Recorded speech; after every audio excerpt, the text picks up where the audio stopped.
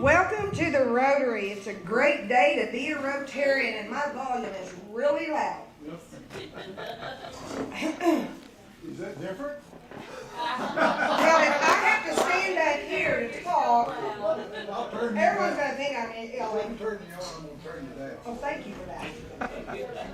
Is that online? Well. Is that live? That's It all goes at the Rotary. We're just family around here. Just much better. Okay, welcome to the Rotary. It's a great day to be a Rotarian. We're going to start the prayer off with Gary Kurtz. The pledge is with Wes Owens, four-way twist, Kami Williams, and I believe I'll just lead the song today. Okay? Please stand. I'm sorry. Let us pray. Lord, we praise you for the beauty of these days, especially today, for your joy and love surrounding us even in the coldest days. The warmth of your spirit is within us in service to this community and within this club. Bless this food and our life to your service. In Jesus' name we pray. Amen. Join me in the pledge to our flag. Pledge allegiance to the flag of the United States of America and to the republic for which it stands, one nation under God, indivisible, with liberty and justice for all. Join me in the four-way test of the things we think, do, or say.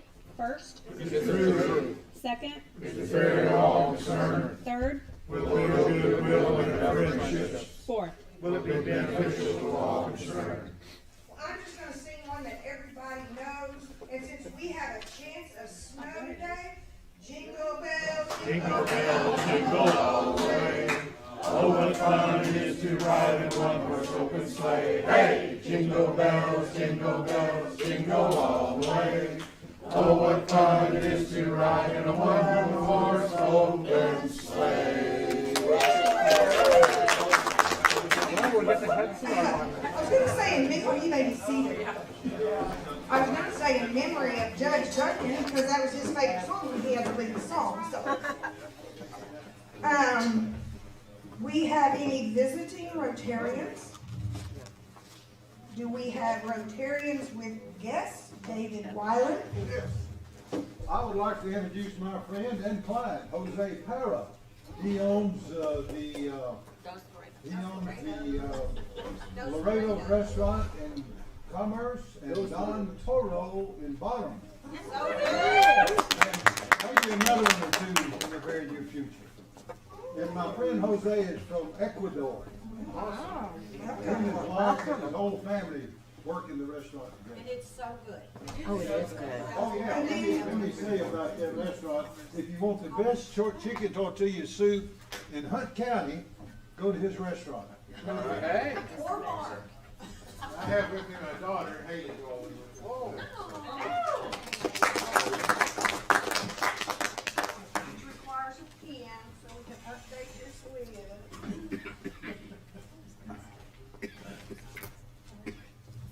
Welcome, Haley. And then, Wes? We have another lady who's going to join us if we can ever find her an application. Did you say you've been in the Rotarian before? I've actually been in Kiwanis, but I thought I'd start at the Rotary now. So I'll take a bow for that. Liz is with Crossroads Church. After that, she'll have to tell you. Liz, what's your last name? David, D-I? D-Y-V-I-G. Okay, that's what he spelled. I just questioned it, huh? Well, welcome, Liz. We're glad to have you. Any other guests not on the list? Happy Bucks was not determined at the end of our last board meeting. It doesn't surprise me. It was the very first Tuesday of the new year, or Wednesday of the new year. So I would like the board to stay after, because I can't make the motion, but I'd like it to stay at the satellite since we didn't make a determination for January, February. So board members, please stick around so we can vote on that, or bring your other opinions with you of who you'd like it to go to. Welcome, Larry Green Jr. And then, yes, you are. So next we have our sitting in for our Sergeant at Arms, Wes Owens, going to do Happy Bucks. dig deep. Right now, I'm hoping it goes to the satellite. I think I got $1. Just to put it in the bucket. Anybody glad to be here? I see dollars in there.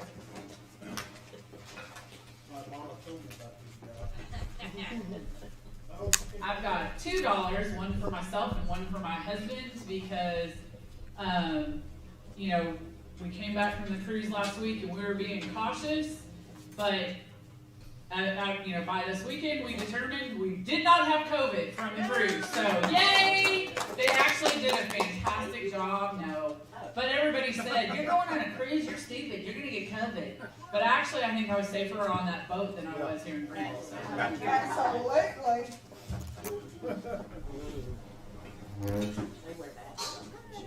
Okay, once again, I have passed out the volunteer list for Chili Fest and Silent Auction. It's on that table back there, but I'm sending it to y'all once a week for those that can't come. We still need people to sell tickets. We still need maybe 1 or 2 more people to help with auction, more desserts, and if you bring a dessert, make sure it's individually wrapped, because we're not going to be cutting here dinner. So y'all make sure you put, your name's going to go on more than one list. So, FYI, for those of you that are new. Thanks to you in advance. I'm going to add on to that. The Chili Fest and Silent Auction is the absolute one project fundraiser that we do every year that everyone in the club will participate in. Because number one is you got to sell tickets, so you might as well just stick on your volunteer hours right now, at least an hour or 2 for selling tickets. This is how we get 100% project, and this is our 100% project, so y'all please volunteer. Okay, my turn. I have a happy buck, and for GEUS, I have tickets. You like that? I've got the box of tickets, because this is one of the things that every member is required to sell or buy at least 10 tickets.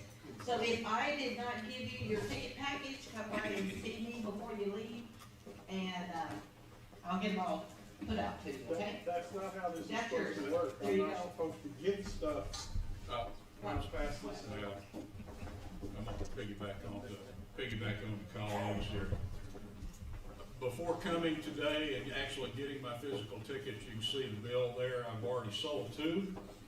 So you need to get busy, guys. So sell lots and lots and lots of tickets. Also, up front, you want to talk about these, or be sure you pick up lots of these sponsor sheets. Go to the businesses that you know, the ones you feel really comfortable about getting lots of stuff from, and go for it. Also, at the end of the meeting, need some assistance. I need probably 3 guys or so, ladies, whoever want to help, to take these Christmas trees back downstairs again. There are a handful for one person. So, thank you very much. I'm just happy we made it back on the cruise. Yes. All in one piece. Yes. But those of you that didn't go, you missed a blessing, because it was really fun. And the food was great. That's all we did was.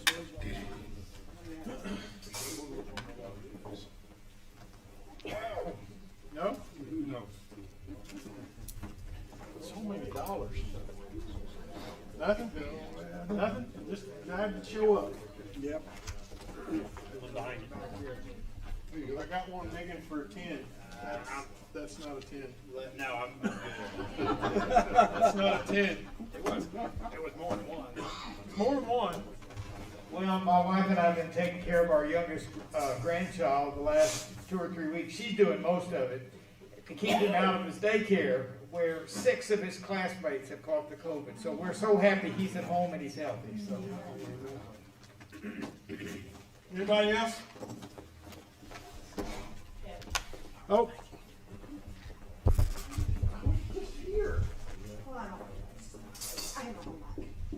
I'm going to put a couple in there because I had a couple of dollars. Number one is I am very glad to be back. My cruise was canceled because the day of the test, I tested absolutely positive for corona.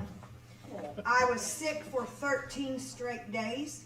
I had my shots or I wasn't gonna be able to go on the cruise, which honestly, I'm not gonna lie, is the reason I took those shots. I had several codes actually from the time I had my shot, and I'm just telling you all this to be telling you all this. Several codes tested negative, every single code I tested for them twice. I did an at-home test that was available at one of our stores. That home test was absolutely no good. It told me 4 times that I was negative. I got 4 tests from them, 4 times it was negative. And the same day I tested, and 2 days later that PCR test would come back positive. So I will not say it online, but if you'd like to know what that test is, you can come ask me. I highly recommend you go to Hunt County Lab Solutions or do the PCRs at Walgreens or CVS or your local doctor, absolutely, because or Caravite, yes, because the at home, they're just marketing, they're getting these kits, they're throwing them in a baggie. It's not even packaged as a box, so that was the first thing that scared me. But anyway, so I did stay away from everybody. I can't thank Kami Williams for stepping up, Miss President-elect 22-23, for doing a fabulous job. The first week I was sick, I did not get to watch it, but last week it was absolutely fabulous. And I'm happy to not just pick a better president-elect. So now y'all know what you have to look forward to, Dwayne Golden, as you come on into president-elect. You never know when you're going to have to step up and just take charge.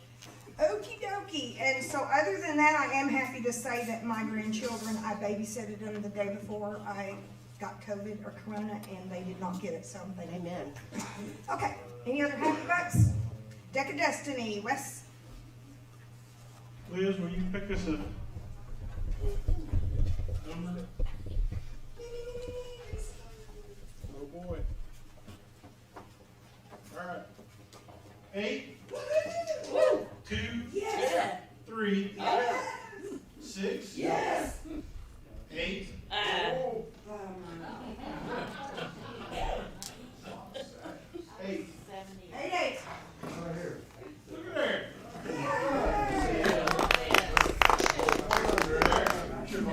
A winner that's not on that side of the room. Awesome. Here you go. You can have those. Wasn't he the last winner? No, this is Jim. I won several years ago one time. You do. All right, pick a card. Any card. The deck is too thick now. You have to wait till you get down to this. Deuce of clubs. Deuce of clubs. About as far away as you can get. No winner. Y'all please silence your phone and check in on social media and make sure you're sharing our post, and please get on the satellite to end human trafficking and share those posts. The next meeting is next Tuesday. I don't really have any announcements because I've been out of pocket for several weeks, so just a minute. If anybody has any announcements, if y'all will give us just a few minutes, we do have a few awards to present. But right now I want to welcome, because I haven't been here, new member Alan Heath, thank you. I'm his sponsor. And Natalie Peck got approved. All this was kind of done on special board meetings, so welcome to the Rotary. Colin Smith, your one is up front. That's you, lady.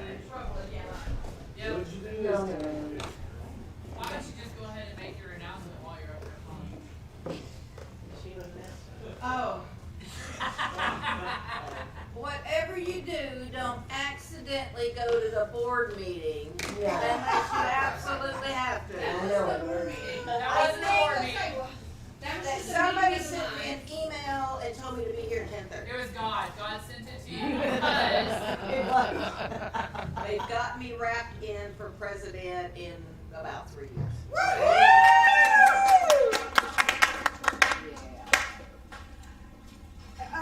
For those especially new members, if you don't know, we have what's called a Paul Harris Fellow. A Paul Harris Fellow basically is each Rotary giving every single year.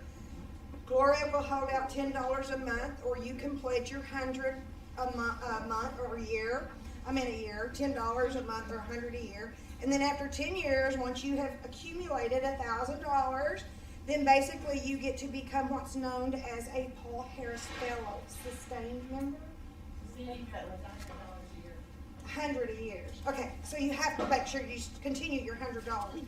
So other people do it in different ways because Colleen's like, I've been here a long time. She's almost going to do it all at one time. Congratulations for the $1,000 and thank you for the $1,000 donation. Colleen is our newest Paul Harris Fellow. Woohoo! Woohoo! That money stays in there for 3 years and they build up interest and then we get it in the form of grants and the grant money is on its way. I just received my email and this year we got 35. Well, I know, we applied for 35, but there's some little things that come out of it. So let's just say 3,400, and we brought that back, and we have already gave that for Cozumel.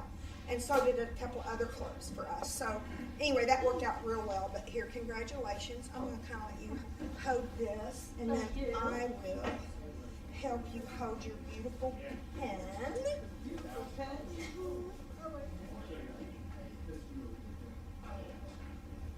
Thank you. Congratulations.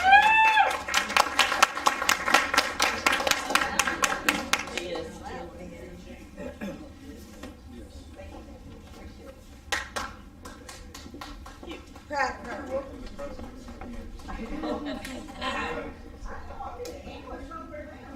Those funds that go to grant is international. It is huge. It is large, and that money goes all over the world. And it's just a simple $100 a year to be a giver, and I just think that's very minimal to be a Rotarian. Service above self. We serve to change lives, and that $100 a year definitely changes lives.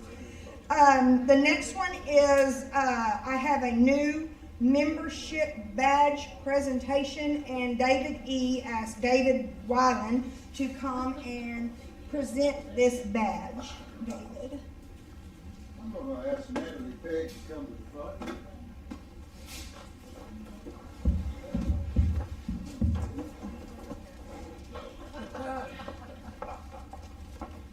Natalie Pegg is one of our newest members, is our newest member. She's executive director of United Way. The one thing we got to work on, she's rather introverted, and I want you to all help me bring her out of her shell. But Natalie Pegg, welcome. Now you get a red badge to start off with. That's my favorite color. Huh? Red is my favorite color. Oh, good, but you're not going to keep it long because there is a process that you go through to get your official permanent blue badge. And we're going to start out with the new member orientation real soon, and I'll be giving that to you and Alan and some others. But march along with us and join in to service above self, Natalie.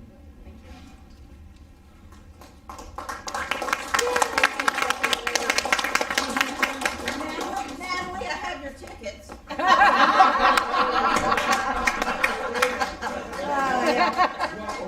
Welcome to the Rotary. We have 3 tickets. So she became Rotarian.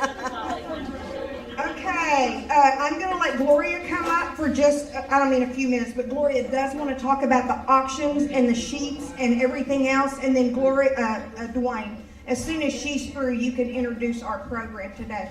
And Kim, just because I got corona, does that mean I still don't get my shirt? I think I gave it away. Oh. Okay, would you, to pay me back, would you send me this logo? Oh, you have an extra? We have an extra large. Okay, she can I have it. don't need it. Too big. Would you send this logo to me so I can get it in our public image games without me having to do anything? Dwayne, you'll be right after her.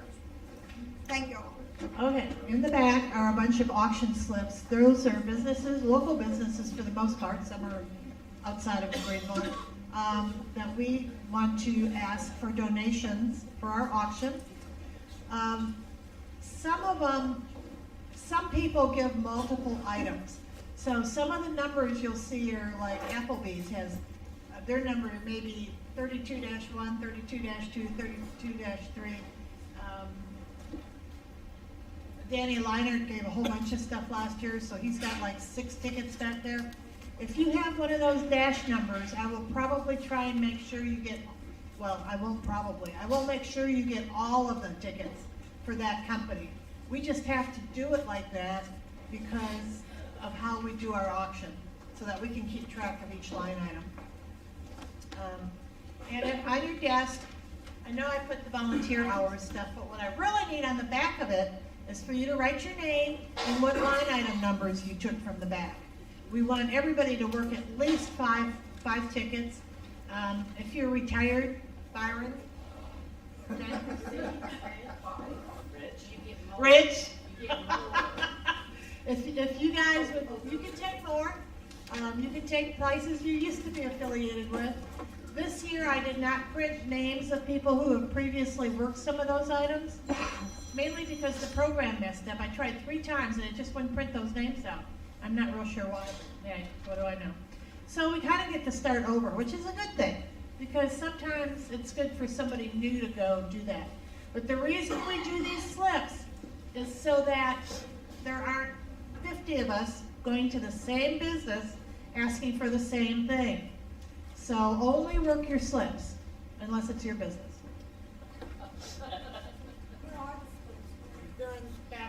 There are a lot of us new ones that we don't really understand anything about what you just said.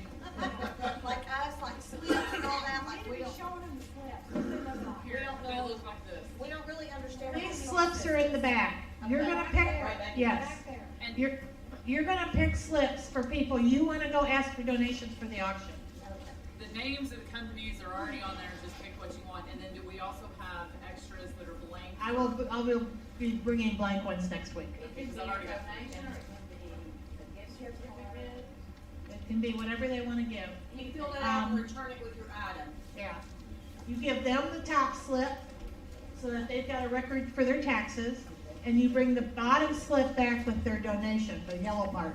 Oh, okay. You want it brought to this building or your office? Debbie? She's back there picking her slips. I'm only keeping track of slips. So we bring back the yellow slip. I have just heard my new assistant is Jessica. What?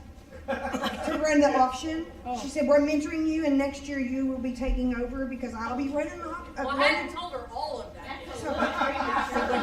That's why I don't join. So anyway, She didn't hear that. so this is the way we work this, you guys. We have 1 month and y'all, and not less than a month, y'all better get with it. You guys will bring your items here just like Katie already brought me a few today. You will bring your items and you will bring me your at least 1 sheet. One you leave with the person you got the donation from. The other one you keep and you bring it here with me. Then I basically check those in, write the description, put the value or the minimum bid, and we put a label on it. So you will only turn your items in here on Wednesdays. If you have to and you can't be here, then you can bring them to my office, but then I just have to tote them up here for you. So I prefer you turn them in on Wednesdays, okay? And then, just one more second. So if you get in a bad rush and you really don't know what to do or you don't know what to say, the best thing to do is go. Al at Rug Ranch. Al, you donated a Texas Ranger rug and a high heel rug to our 2020 auction for the Rotary Chili Fest and Silent Auction. Are you willing to donate again? That's as simple as it is. If they say yes, when can I pick the item up? And if they say no, say, thank you, could we still contact you next year? If you get something like this, Bowman's Cuts, Gary Bowman is deceased. Well, I'm giving it to Gloria right now, but basically we will remove them from the spreadsheet so we don't continue to solicit those people. So, and that's probably one reason this all went wrong. I had removed a lot of the old Rotarians. So not only did we have blanks, and then I saved it, and who knows, I may have sent Gloria the old one. I don't know. We've all been in a fog the last few months, and it's end of the year and the first of the year, and everybody's busy. So if you have any questions, don't hesitate. My phone's everywhere. Y'all can feel free to call me. Anything else? And on the slips, there's an ID number. That's the number I need to capture because we keep track of who is working what companies. Okay, so Gloria is asking you to write down your name in each. I would put like 415-1 Rug Ranch, 415-2 Rug Ranch, and then put your name beside it so she knows who actually carried those off. most everything back here, these people have donated previously, so don't hesitate to pick up a card. Sorry, we're cutting. No, no problem. Jessica had a question. Oh, Oh, I'm no, sorry. you're good. So we still have the ability to actually donate items ourselves. Right? Oh, absolutely. Okay, so I can just fill one out T-Mobile, and then. Yeah, we'll have some blank ones for you to fill out. If you have any more questions, just ask me afterwards. All right, so rumor has it that the club took a cruise, and I got a trivia question for you. What coffee was served on the Titanic? Sanka. Brilliant. All right. That's bad. Very bad. Hold on. What? Haley rolled her eyes. I know. I'm sorry, I'm really sorry. Our program today is Kim Quimby, who's going to talk about the recent trip to Cozumel. Kim?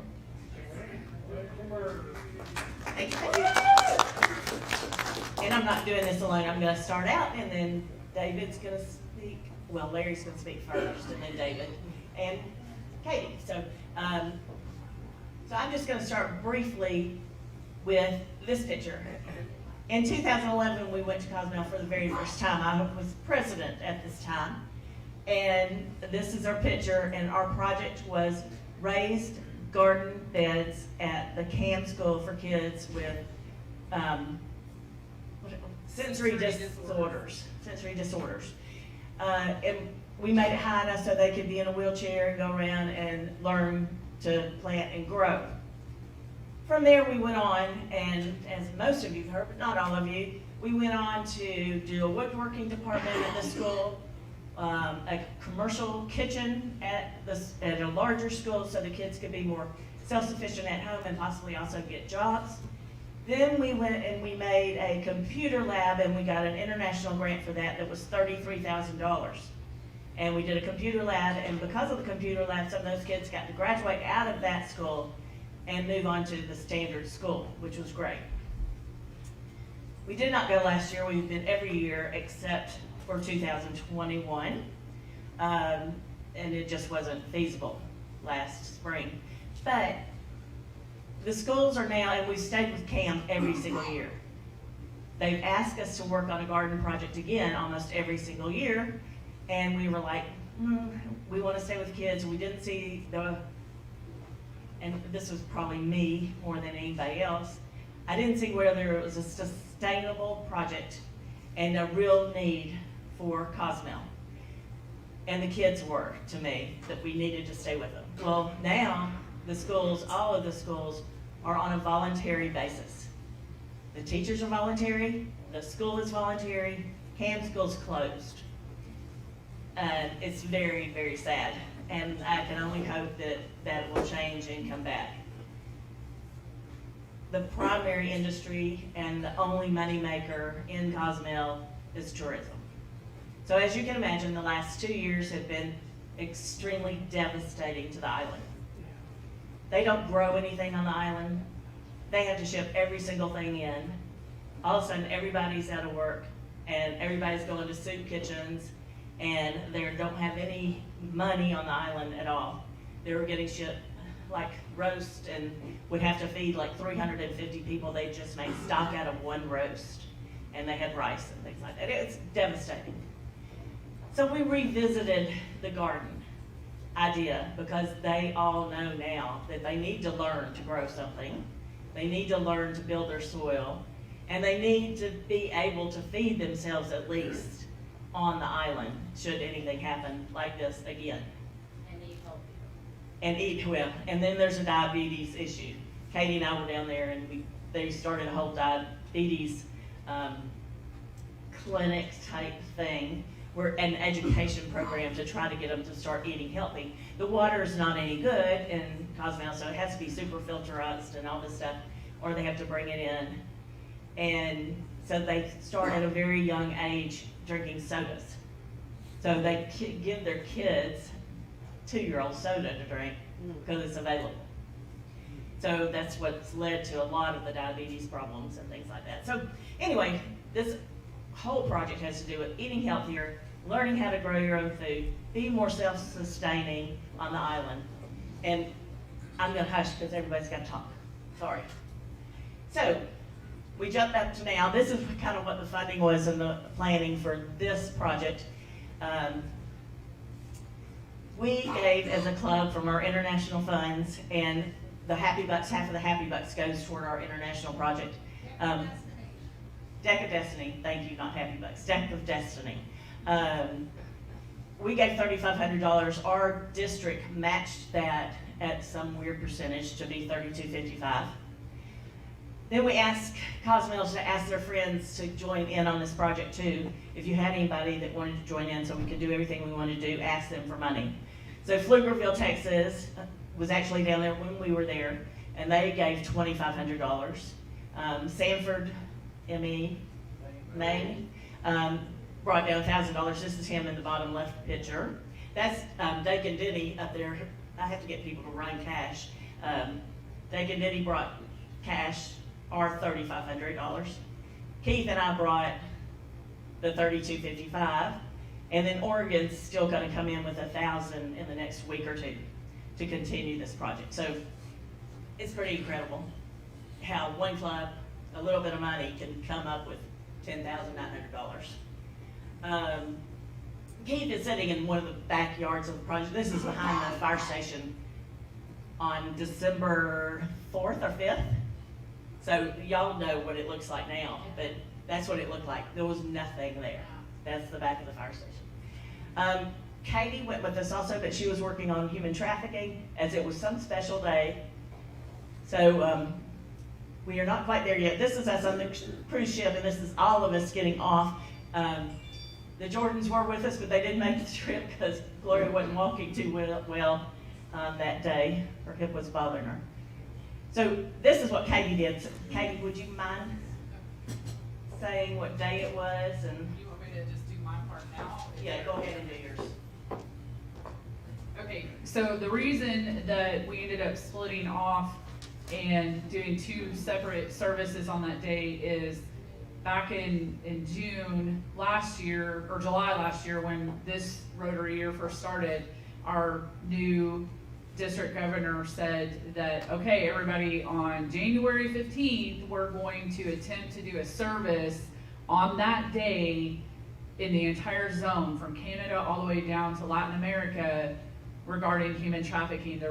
She's really passionate about the human trafficking issues, and so I always had that date stuck in my head. It ended up kind of not working out for everybody, but the new satellite club, we decided this is what we want. We're going to go ahead and continue to go along that route.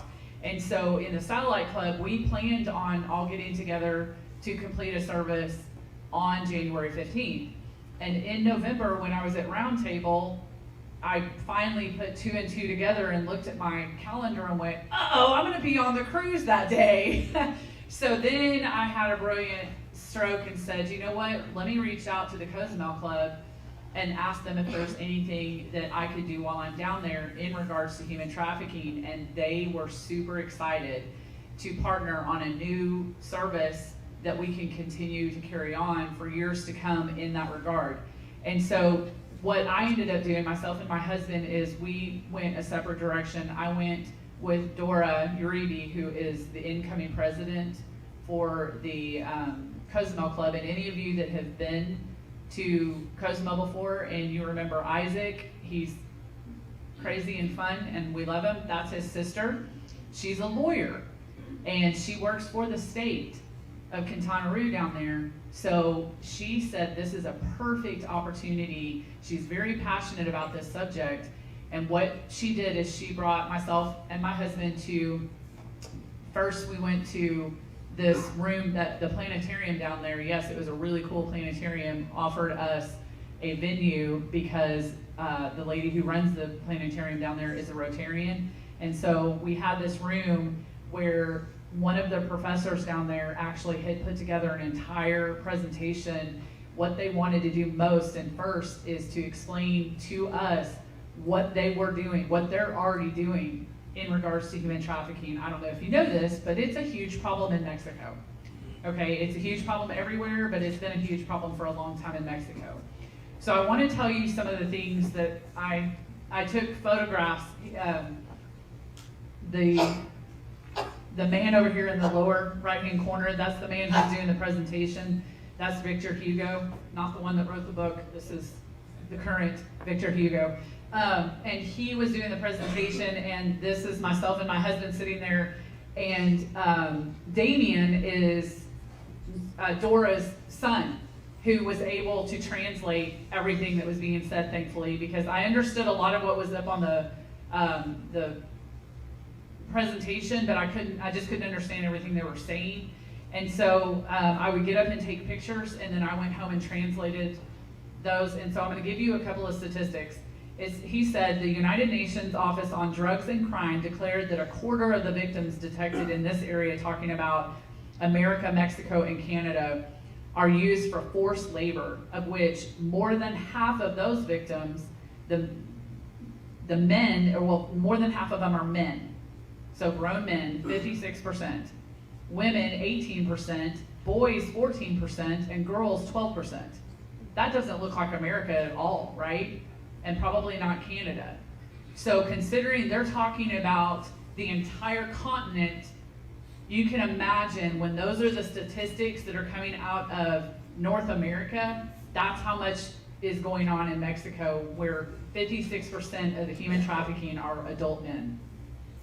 But let's be honest, for Americans, we think of, when we think of trafficking, we think of younger folks. So he said Quintana Roo, which is the state that Cozumel and Cancun and Playa del Carmen is in, specifically Cancun in that state is second only to Thailand in the amount of human trafficking that goes on. And they said the cab drivers are the worst because the cab drivers know where you can get anything and everything, including a human. So just know that, be cognizant of that. In Mexico, the majority of trafficking victims are actually for labor. So they labor traffic much more, not that sexual trafficking isn't going on, but it's much more oriented to labor trafficking. Labor trafficking statistics as it relates to kids in Mexico are 62% are boys and 38% are girls. Anybody have any clue why that would be so different than what we see here in the US? Guess where you see the boys? On the beach, selling the flowers, selling the jewelry. So when you're in Mexico and those kids are coming up to you on the beach, do not give them money, because those are most likely trafficked kids. They do not get to keep that money. You think you're doing something, oh, you know, it's so sweet, you're this cute little kid, but that is most likely a trafficked individual. In Mexico, sexual and labor exploitation of children is a crime, thankfully. So don't give money to the kids selling flowers and the jewelry on the beaches. They are likely victims of trafficking. Call 911. And this was something that when I spoke to Dora before we left, and I said, and when we got there, I said, you know, in the US we have a hotline, a 1-800 number where you can reach out and call, because in the US, if you call the police, if you suspect something going on, trafficking in your area, and you call 911 and the police show up to that location, well, number one, the girls are gonna run, or the whomever it is are probably gonna run, and they're gonna hide because they don't wanna get in trouble for the police showing up. And I said, do you not have like a national hotline? And they said, oh no, we have an entire task force. So in the picture on the left here is several of those individuals on the left-hand side of the photo are individuals that we had a prosecutor there, we had 2 social workers there, and they work directly with the police. So if the police go out to a call, they go with them. So they just use 911. And then the last picture is of Dora and I. We were posting some little flyers they had with information on what to do if you recognize trafficking. And that's it. She's taking the microphone. Thank you. I am. Now on to happier news. This is an original greenhouse that started, thank you, Katie. I know it's such an important subject, but we've got to get on. This is an original greenhouse that they started immediately after we started ours. So this one has been there about 10 years. And this is one they kept showing us. And it's very small, and that's what they wanted to do. And we wouldn't fund that. The next one here is at a church, and it's I think Larry, quickly. We have 2 seconds I'll do my left. best to be quick. Okay. Quickly. We did several things here at the church and paid for it. Our main thing at the church was to help them with a purification system for the water that was there. The water is not fit to drink, most of it without being filtered. And they use, we help with the project. You'll see how long this building is, and if you'll notice in that middle picture on the bottom that there's a pipe coming across there. That's a collection of water from rain. And they collect the water from rain, and they have a big cistern-like thing that they put it in, which has something in it that agitates the water to keep it from stagnating. And then they take it and they run it through a filter before they put it on the plants that they have out there. Now the planting they do, when they plant something to water it, in the rainy season it's wet, everything grows. You know, when they put it out in these beds. And the beds are usually compost because the soil, like Kim said, or said that the soil isn't really any good, it really won't raise stuff. So they have to make compost. And so they put this down and they use a drip system, which is a little small thing that they put into a line, and it drips out slowly onto the plants, and it keeps the plants watered. That is the main characteristic of what's going on with it. It's our project, and what we paid for was part of that purification system. That was what we were taking care of, the pipes and so forth. Okay. Thank you. They also had I forgot, half horsepower pump or something, and they had that he was standing beside in that bottom picture, actual palatable water that's coming out of the system and making it pure to drink for humans. And so the church is actually going to get to use that water for their parishioners. And so anyway, it's a pretty interesting project, and all our money went toward that. The next it went to is the fire department, David. And here's at the fire department. Now, you saw the picture with Keith. Literally 4 weeks later, that's the back of the fire department with all those raised beds, and there were like 7 of them, I think. So if you could just say, I had to leave and go do accounting stuff with their treasurer, but if you could tell me what y'all were talking about. Sure, I didn't know how many, I didn't count how many beds there were, but you'd seen the picture back in 4th of December, she said, where Keith was there and there were no flower beds, no plant beds, but the firemen, they found, I could tell by looking at those concrete blocks that were used, they found all those blocks and they built those plant beds between December 4th and when we were there. And in the bottom of those beds, before we got there, was a lot of limbs and various other things to provide irrigation for the plants. You know, here, I built plant beds, and I went to Lowe's and I bought drainage tile, and I did all of that. Well, they just used the natural resources there. But when we got there, there was a huge pile of dirt, a dump truck load of dirt. They had 1 wheelbarrow and 4 or 5 gallon buckets. So Larry and I were carrying dirt, and so was Keith, and the firemen were also, and they filled the wheelbarrow so full it took almost 2 people to even move the wheelbarrows. But we filled all of those with that dirt while we were there. And then as we were filling the ones on the other end where you can't see in this picture, Annette and Cheryl Mays and some others were planting seeds and some plants. I couldn't identify the plants, I didn't know what they were.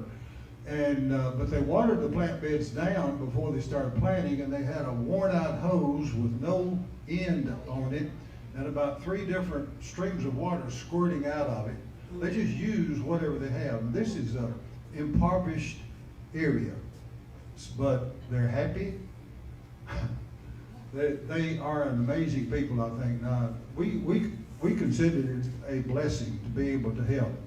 Now, you've seen the shirt, the 2 clubs, 1 heart. I was asked to speak at the very end of it. They were taking pictures and various people were speaking. They had a person there that was over the fire and the EMTs, I'll call it, I don't know what they call it. But he spoke, the MBCO's wife is the current president, she spoke, and then I mentioned a few words. But all I said was about 30 seconds worth, and I said, we're from Texas, you're from Mexico, but look at this shirt. It says two clubs, one heart. And that's the way we feel. And we have gravitated from the CAM school, the handicap school, to serving the citizens of Mexico. And I think it's, unless something changes, that will be our thrust from now on. The rainwater collection system, helping them grow food, and they need help. And the trip's a lot of fun too. Thank you. I'm almost, just one more thing to say, real quick. And I changed it a little bit here, because I said many clubs, one heart at the end of this. This is how we all ended up. This is where your shirt went, Debbie, to those guys in the fire department. And some other clubs that were actually there. So she's actually got a shirt she'll bring you. But it's just amazing work, and I'm happy. And they're using the fire department just for a quick thing. It's because they're paid to be there, and they, you know how firemen are. They sit around and they don't do much. Unless they're fighting fires, they do a ton, but they have to be there because they have to be on call. That's all I meant. But they wanted to do this garden there because then you have built-in volunteers for your garden. They're there that want something to do. The Rotary, with the money from that auction where we were selling tickets, they turned around and they helped purchase exercise equipment for the firemen, the club down there did, and to redo a room in the firehouse. So in turn, the firemen felt like doing the garden and helping to teach the people of Cozumel how to grow food was a good exchange. And it all works together. It's just great. So thank you. Thank you, Kim. So good.